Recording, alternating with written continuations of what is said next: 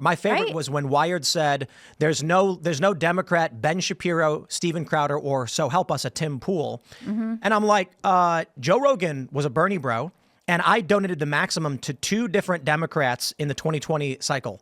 But the Democrats, in my view, totally nuts. And started pushing things that I thought were insane. I started doing conservative media when I was still a registered Democrat, you know, because that's where I could have free speech. That's where I could openly discuss things. If you look, it wasn't possible in Democrat I'll give you media at all. one quick example before Jen, you can jump in.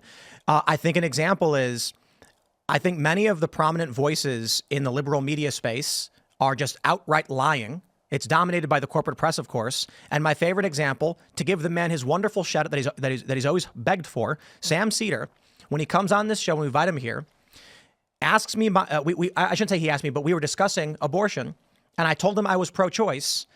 He throws a hypothetical at me, rants about how I want women to undergo rape trials or something to prove that they were raped, and then literally says in the show, that's the clip I was trying to get. And I'm like, okay, if that is but maybe a driving force in the alternative media space, and then the corporate press is just lying about every single thing that's going on, Joe Biden is fizz-a-fiddle and strong as a young man, then I'm just out. I'm out. So how are the Democrats supposed to recover any kind of real, authentic media if these are the narrative games they've been playing, or at least many of them have been? Yeah, but so whenever you're talking about Democrats to the left, you have to distinguish between the different camps, right? Of course. So what's the biggest left-wing show? We are Young Turks, right? What's the biggest left-wing network? We are. TYT is 27 million subscribers, right? 30 billion lifetime views. So when they're like, oh, I wish we had a Joe Rogan of the left. Hey, idiots, we have more subscribers, more views, etc. But to them, no, you don't count because you're honest.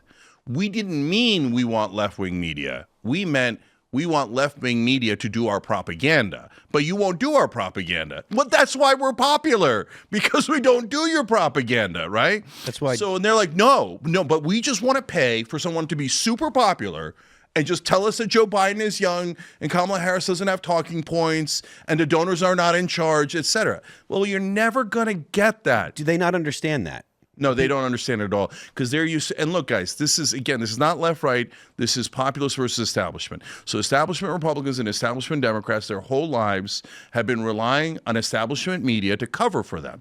Oh, hey, what are we doing? We're robbing the middle class to pay the rich. Okay, great. Hey, Mitch McConnell and Joe Biden did a beautiful bipartisan deal. Oh, that's so great. They're both so moderate. They're so moderate the way they robbed all of you guys and gave it to their rich donors.